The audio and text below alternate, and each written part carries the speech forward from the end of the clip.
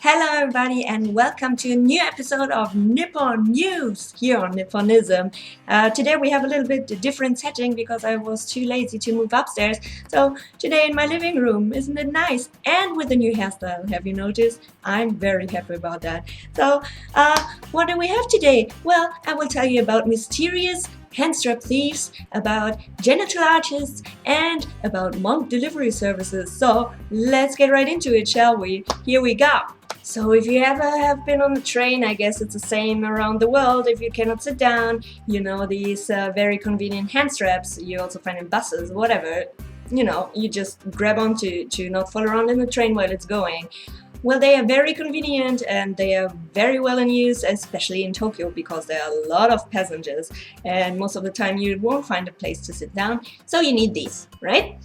Well, what do you do if suddenly, out of nowhere, a handstrap thief appears and nobody knows why? Well, that's the case in Tokyo right now.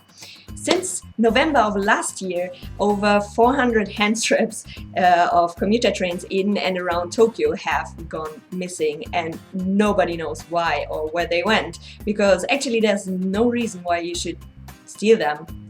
First of all, they are hard to remove, then they don't bring you any money if you put them on resale, and vandalism is very rare in Japan, so the biggest mystery of all is, why would you steal hand straps in the first place? Like, I don't know, why would you do that? Are you collecting them or are you objectophile? I don't know. I mean, I'm interested, so if you want to come out to me, please let me know. But the train corporations are pleading you, please stop it. Just don't steal hand straps anymore. It's very bad for their customers and they want their customers to feel comfortable on the train, and I would be really pissed if I would fall around the train and didn't have anywhere to hold on to because you stole all the hand straps. Well, if you have a nice reason for it, I would be very interested, because I think it's a little bit amusing and I would love to know why you came up with the idea of stealing hand straps, but please stop it, okay? Thank you. So next I want to talk to you about a very special artist that has some problems at the moment. Her name is Megumi Igarashi. She's 43 years old and well, I think she loves her body very much. She has been arrested several times already for displaying her art, which leads to the question, what is her art about? It's her vagina. She likes making replicas of her vagina and displaying them. So in July 2014, she first got arrested for sending mails with links to download of 3D images of her own vagina, of course for art projects. But you know, there were people that didn't find it so funny, so she got arrested for that. And then again in December 2014, because she was displaying a plastic cast of her vagina in an exhibition of an adult shop. Well, it's an adult shop, why not? You know. Well, now the prosecutors are still after her and seek to fine her with 800,000 yen for her obscene art. You know, I think she's not hurting anyone with it. Like, if you don't like it, just don't look at it, right? But I would be very interested. What do you think about it? Do you think she's gone too far? Nobody wants to see your vagina, so please keep it to yourself? Or do you think, well, modern art has gone too far already, so why not a vagina? There are really worse things in the world going on. Well, let me know in the comments what you think about it. I would be very interested.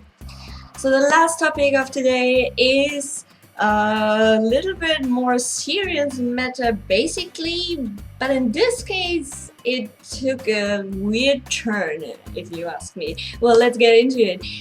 I'm talking about a MonkDelivery service. So in Japan, funerals and ceremonies around funerals are very expensive. Like, you can even see TV commercials for already ordering your grave so you can pay it until you die, because it's a very, very expensive matter in Japan and families are worried. So if you really want to have a grave, you have to start thinking about it very early, which is very weird to me.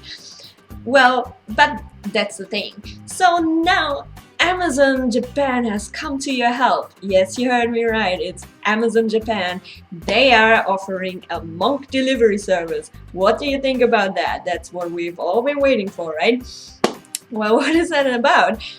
For 35,000 yen, which is around $300, you can get the basic plan, including a monk, the transportation, and donation for your funeral ceremony. So if you just need the ceremony be held in one place and are not very interested in posthumous ordination, that's a plan for you, and you save up to 65,000 yen compared to a Buddhist temple, if not even more.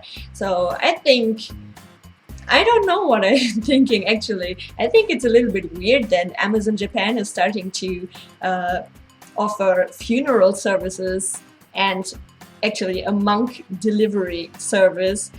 But on the other hand, maybe it's really convenient because it's cheaper than anything else. And if you don't need these posthumous ordinations with like getting a Buddhist name, which is a very common and for some families a very important thing, but if you don't need that, well, you're off much cheaper, I guess. So what do you think about it? Like, do you think this has gone too far? Like, why would Amazon offer something like this? Or do you think, oh, why not? It's good, it's cheap, and it might help. So let me know in the comments below what is your view on the things. I was a little bit weirded out about it, but thinking through it, maybe it's not as bad. Well, let me hear your opinion. So that's it for this episode of Nippon News. I hope you enjoyed it. If you did, please give it a like. And if you haven't subscribed yet, please subscribe to my channel. Also leave a comment down below about this video, about all the topics that I discussed in this video. I'd be very happy to read your opinions about all these things. And also in the description down below, you will find the links to my social media sites. The most active, I'm on Facebook, so please follow me there if you want to stay updated. And yes, that's it for this episode. Thank you so much for watching, and I hope to see you again in my next video. So until then, mata ne! Bye bye!